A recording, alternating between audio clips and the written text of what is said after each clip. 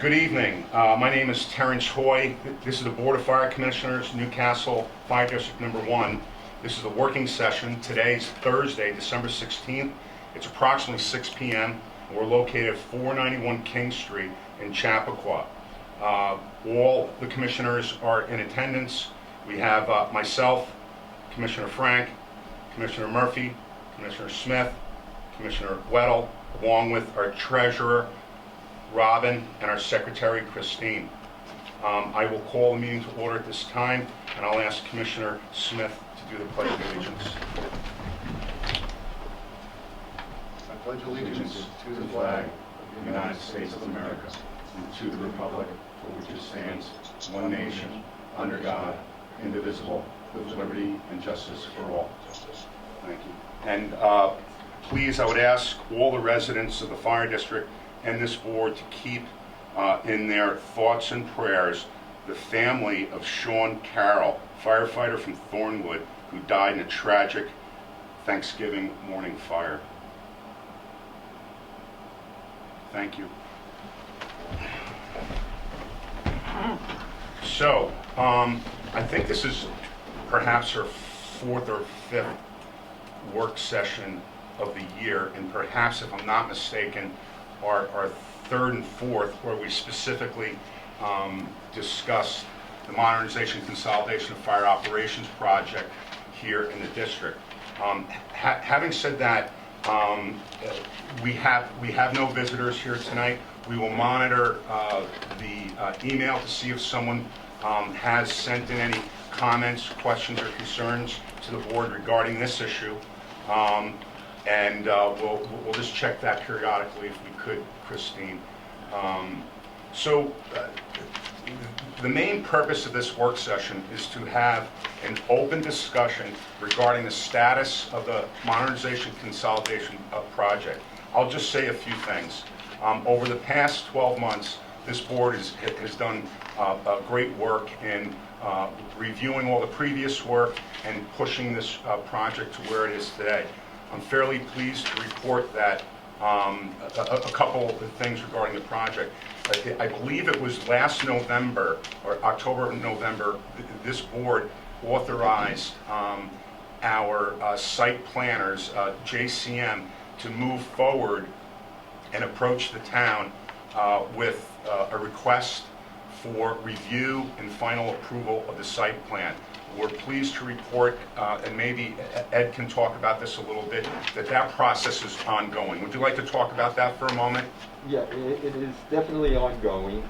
Joe Montefiore has been working with Bob Cioli and his assistant Terry in the town, and things are moving along, but it's moving along. Also, Joe has been communicating with DOT because we need permits, and he's been dealing with the permit engineer from DOT because we're on 2 state roads.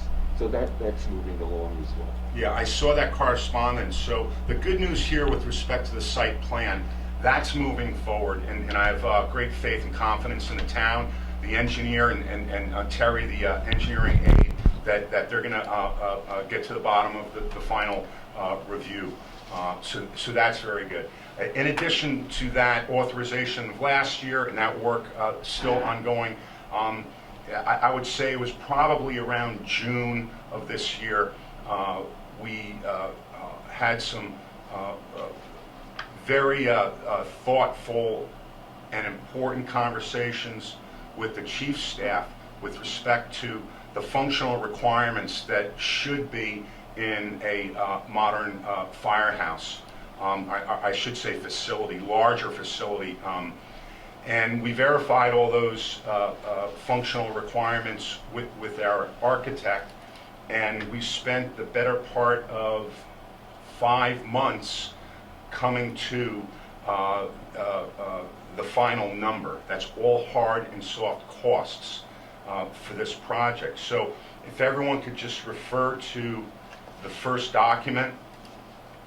This is Newcastle Fire District Number 1, hard and soft cost estimates as of December 7th of this year.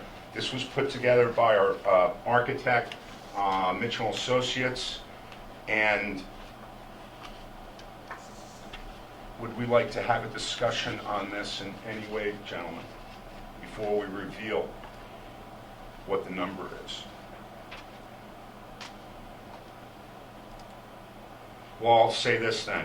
I'm very confident that after the better part of 5 to 6 months looking at these numbers and asking questions, that this is the number that we need to go forward with. The number is $16,992,906. I'll say that again. Yeah, I would add to what you're saying. Yeah, I think Bob Mitchell has done a good job here. He's looked at every single thing. It's all in here, the hard costs and the soft costs.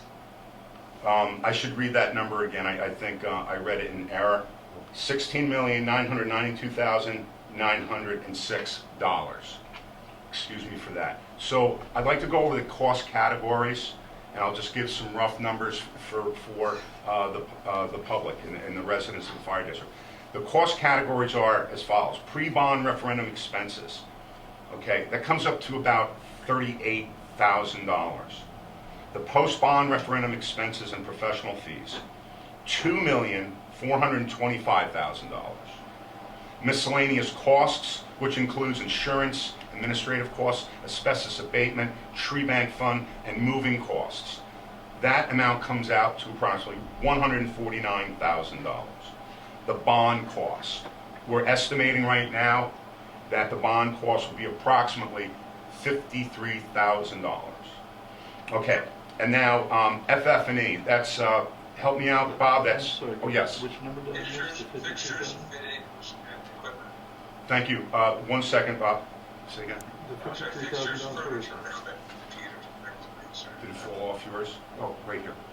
Bond costs. Thank you. Say again, Bob. FF&E? Fixtures, furniture, and equipment. Thank you. That cost is $483,000.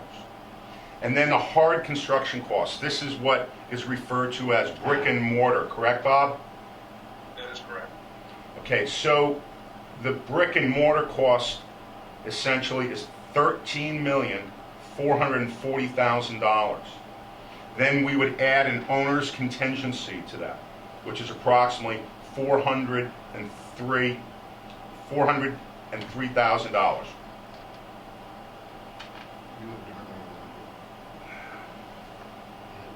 Okay, well, we'll stop right here then. Can you come over here and check this out? Here. Oh, yeah, you got the wrong document. You said, You got the wrong document. Thank you. no, you said 13,400,000. Thank you. You're. Does everybody have this one? you use It was that on the one. day. The one you That's gave the us. one you should use it. Next one.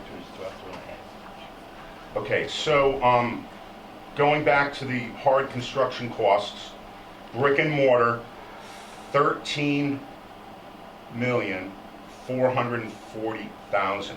Then we add the owner's contingency in there, which is approximately $400,000. And then we add the hard cost plus soft cost equals that project number that I stated before. $16,992,000. So after we received this on we received it on December 7th.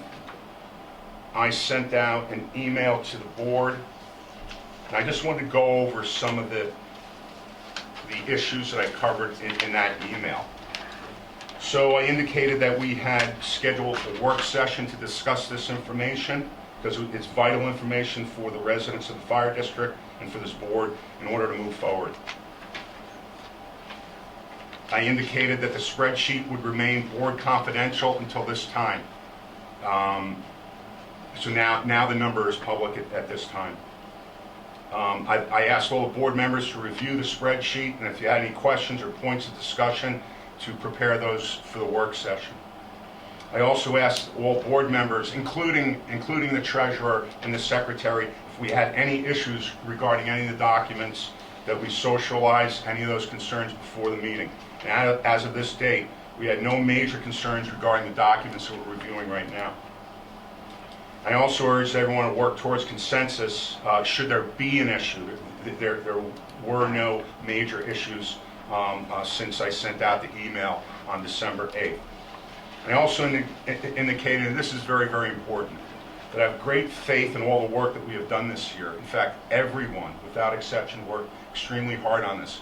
Not only the board, but particularly Robin and Christine, who just came on board a couple months ago. But in addition to that, the chief staff, and the entire membership of the Chapel Fire Department.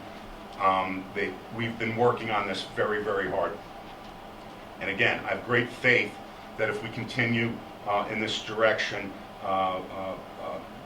it will result in a positive benefit for the district and the department. I believe that we've left no stone unturned. And then finally, in this email, I did announce that cost again, the $16,900,000 amount.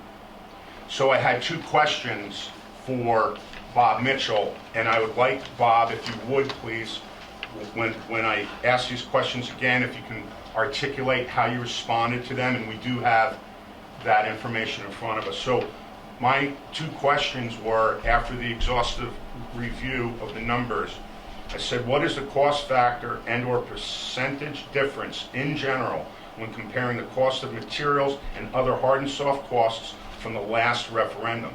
Basically, have we escalated to a certain percentage? And then I asked Bob to give us a simple answer, because that's what the board needs, is a simple answer to that question.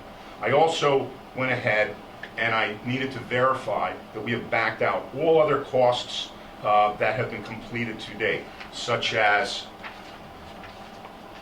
property purchase, that would be the animal hospital next to us, demo of that building, and all current site planning activities. And I went on to opine that I believe we have accounted for all those costs, and they are not included in this number. Having said that, Bob, can you please address my two questions and the importance of those two questions? So of course, the biggest piece of the cost is the construction of the building. And in the period from 2016 to what we think will be the midpoint of construction of 2022, which is what the estimate's based on, the total escalation, well, the annualized rate of escalation of brick and mortar costs has been 4.66%, and bringing for that period of time the cost up 25.6%. This is consistent with the published building cost index, which, notwithstanding what's happened in 21 to date, which is somewhat higher than what's been before, for the period of time from 16 to the beginning of 21, the rate of inflation nationally was 4%. So annualized. So the 4.66 makes sense, both in terms of accounting for the COVID-related higher rate of escalation in 21 and the market-based regional information. I mean, Northern Westchester as compared to the nation as a whole. So that was the one question, and let me know if I answered that part satisfactorily, and then I'll go to the next. I would say you did. Any other commissioner have any problem with that answer? Thank you. Continue. Okay, so the scheduled items that are in the soft cost analysis absolutely exclude costs associated with the acquisition and demolition on the adjacent property and planning board expenditures incurred prior to this date. It has, in terms of the things that occur prior to the referendum, there is some modest expenditures for town designated engineer, legal work, There's an asbestos remediation engineer and some architectural services from us, and that totals out to $38,500, not for us, but the aggregate of all those categories. All other expenses that were discussed by you are incurred subsequent to voter approval of the project. Thank you, Bob, and I just want to thank you and Pete again. I believe it was the work session sometime during the summer where or maybe the beginning of the fall, where we asked you to jump through the hoops, and you did. And that work resulted in pretty much verifying the number that we have is the number for this entire project. So thank you again for that. So It's our pleasure. any other questions from the board on this document, the email? Okay, we move then to, and I'm going to defer to our most capable treasurer, Robin, to discuss this document, tell us how it was derived, where it came from, and what it means. So we received the $16,992,906 for the cost. I spoke to Fiscal Advisors and asked them if they would do a debt sheet for us. Can you Estimated. explain to the residents who Fiscal Advisors are, please?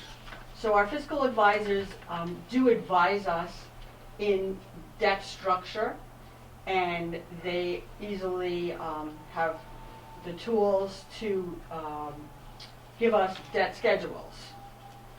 So reaching out to them, they gave a very conservative rate of 3.25%, and this is a 30-year useful life project because it's a fire building, and I asked them for a 30-year duration for the bond. We can adjust and address anything as we go forward before we have a bond resolution. So they will do any kind of projection for us, you know, with what we need or what we want. And so I added the extrapolated debt amount per year to what we presently are taxing our residents for, to come up with a value that we would need to tax for when the referendum passes. And it's extrapolated because I'm adding it to our current year, and we're talking, this is a tax year of a year and a half out.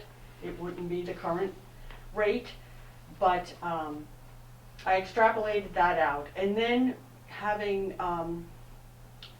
and then I got the roll from Josh at Chappaqua and segregated out only the individual homes, which is property class 210.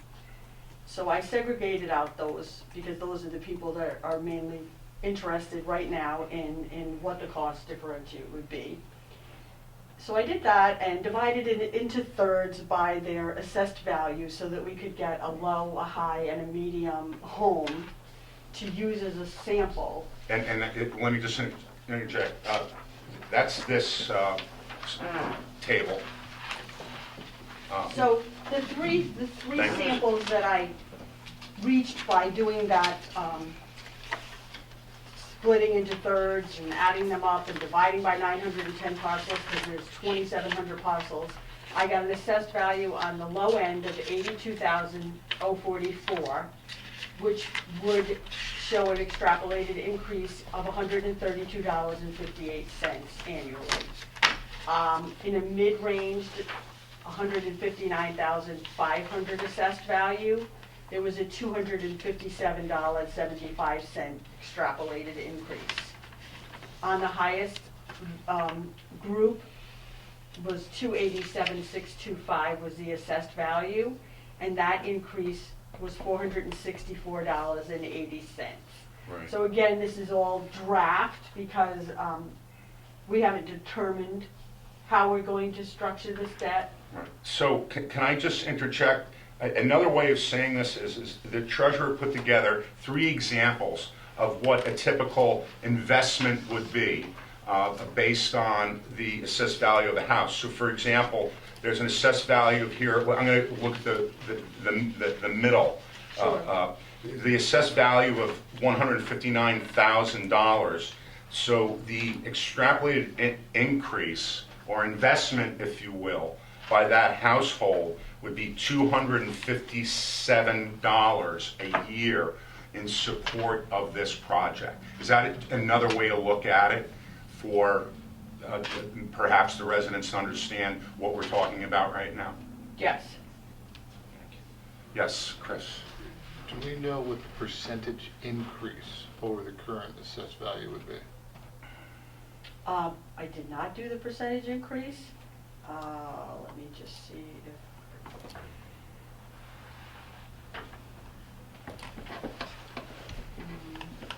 It just seems to me that then people can look at their property tax bill and they can type in the percentage increase and then they'll have the answer for their particular Yes, well, when circumstance. we are ready to go out with these numbers, we will be able to pick that parcel off the website and it'll have the exact number there. They won't have to do any math. We'll have the math done and we'll have a document out there that people can work with. But here I have my apportionment of budget, and again, we only did the town of Newcastle piece. There's a small piece that's the town of Mount Pleasant, but I haven't analyzed that yet because I didn't hear back from the assessor. Right. Do we know what the current assessment rate is? So our 2021 rate is $2.651 per 1,000. Per 1,000. The increase per 1,000 is $1.66. But it's not the dollars that I'm asking for. Right, it's the I'm asking for percentage. Percentage. What'd you say the increase was again, please? 1.66. I'm just not good at math, so.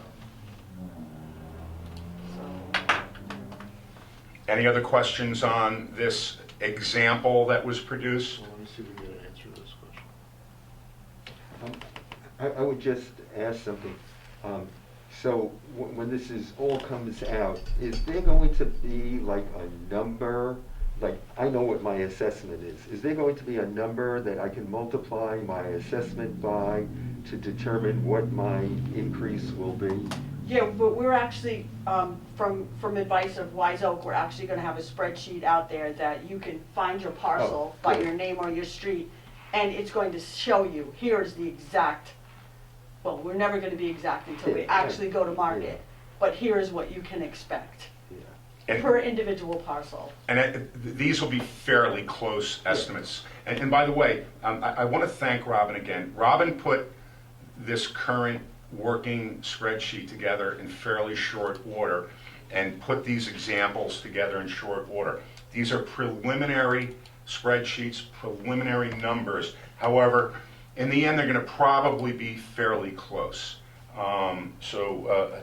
Again, I think it's important to note that with the number recommended by our architect, we were able to go to Fiscal Advisors and they were able to apportion this out for 30 years. Then we took that information, built a spreadsheet that could essentially show every resident in the district what the three values are: projected tax rate for 2022, the projected increase based on that one-year apportionment, and then the extrapolated increase.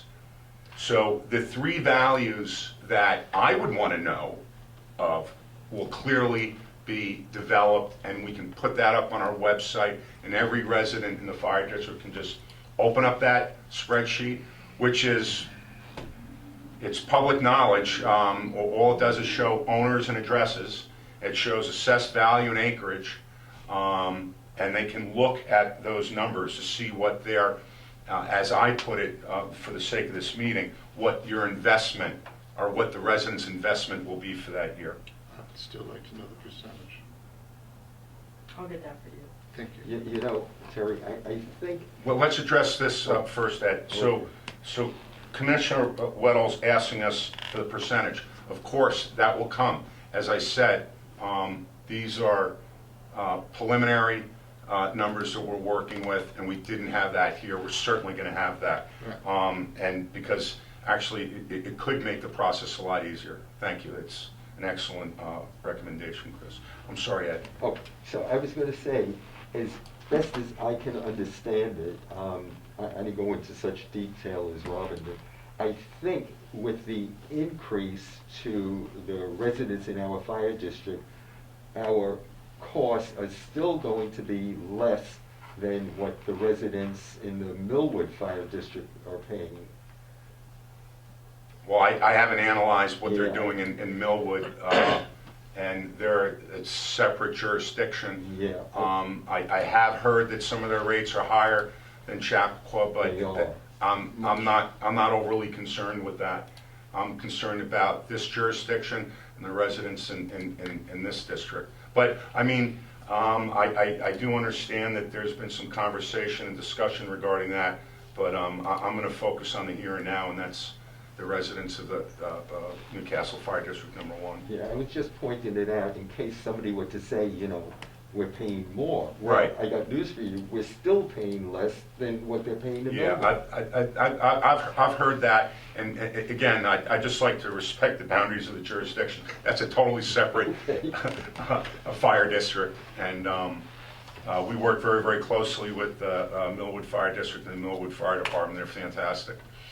So, but it is a good point, and one perhaps the board can discuss later. So having said all that, if you would please, can you see if there's any questions from the public that's come in? None. Having said that, other than any of the observations we've made so far, this issue will come up in our regular meeting that will start at approximately 7.